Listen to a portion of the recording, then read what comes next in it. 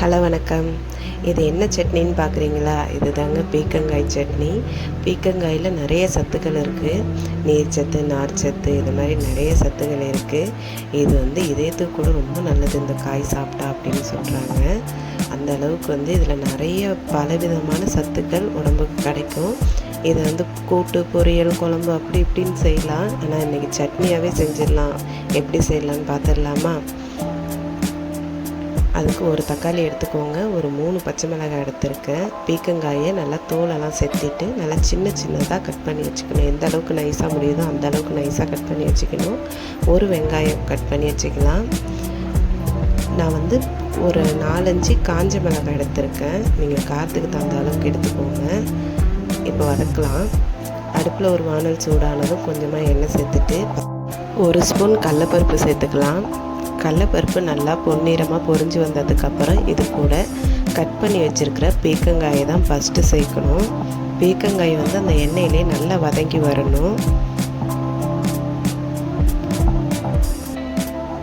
ஒரு 2-3 நிமிஷம் நல்லா ஹை ஃப்ளேமில் நல்லா வதக்கி எடுத்துக்கோங்க. ஏன்னா பீர்க்கங்காய் நல்லா வெந்து வரணும். பச்சையாக அது இருந்துச்சுன்னா சட்னி நல்லா இருக்காது. நீங்கள் தனியாக கூட பீர்க்கங்காயை நல்லா வதக்கிட்டு கூட சட்னி அரைக்கிறப்ப ஆட் பண்ணிக்கலாம். இந்த மாதிரி செய்யலாம். இப்போ பாருங்கள் நல்லா வதங்கி வந்துடுச்சு.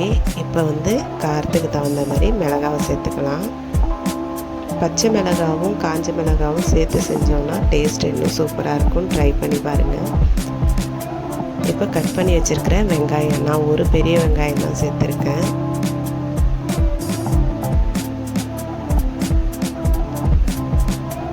வெங்காயம் நல்லா வதங்கி வரணும்.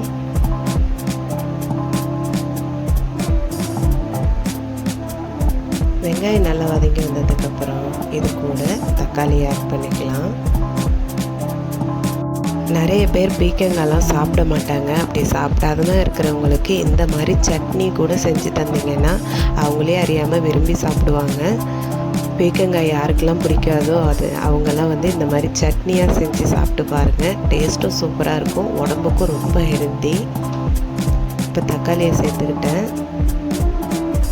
தக்காளி வெங்காயம் எல்லாம் நல்லா வதங்கி வரத்துக்கு கொஞ்சமாக உப்பு சேர்த்துக்கலாம்.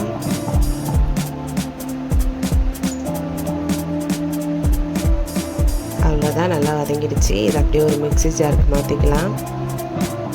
அப்புறம் என்ன, தாளிப்பை பார்த்துடலாமா? இப்போ சட்னி வதக்குனா அதே வானலில் கொஞ்சமாக எண்ணெய் சேர்த்துக்கலாம். எண்ணெய் நல்லா சூடானதும் கடுகு, உளுத்தம்பருப்பு, கொஞ்சமாக பெருங்காயத்தூள் சேர்த்துக்கிறேன். நீங்கள் தேவைப்பட்டால் இதில் ஒரு வரமிளகாய் கூட கிள்ளி சேர்த்துக்கலாம். இப்போ எல்லாம் நல்லா பொரிஞ்சு வந்ததுக்கப்புறம் இது ஒரு கிண்ணத்துக்கு மாற்றிட்டு சட்னி இந்த அளவுக்கு ஊட்டி எடுத்துக்கணும். ஊட்டி எடுத்ததுக்கப்புறம் நீங்கள் ஃபஸ்ட்லேயே வேணாலும் புளி சேர்த்துக்கோங்க, இல்லை லாஸ்ட்டாக கூட புளி சேர்த்துக்கலாம். கொஞ்சமாக புளி சேர்த்துட்டு இதை நல்லா இந்த அளவுக்கு நைஸாக அரைச்சி எடுத்துக்கணும். அவ்வளோதான். இதை அப்படியே தாளிப்பு கூட சேர்த்துட்டு ஒரு கிண்டிட்டு தேவையான அளவுக்கு தண்ணி சேர்த்துக்கணும். மிக்ஸி ஜாரை கழுவி அந்த தண்ணியை சேர்த்தாலே போதுமான அளவாக இருக்கும். அவ்வளோதான். இந்த உப்பு பத்தலைன்னா உப்பு சேர்த்து நம்ம சூடாக இட்லி கூட வச்சு சாப்பிட்றப்ப அவ்வளோ டேஸ்ட்டாக இருந்தது.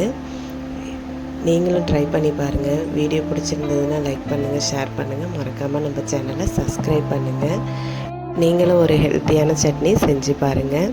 அடுப்பில் சமைக்கிறப்ப கொஞ்சம் அக்கறையோடு சமைச்சா அளவில்லாத அன்பை பெறலாம். இன்னொரு வீடியோவில் சந்திக்கலாம். பாய். தேங்க்யூ.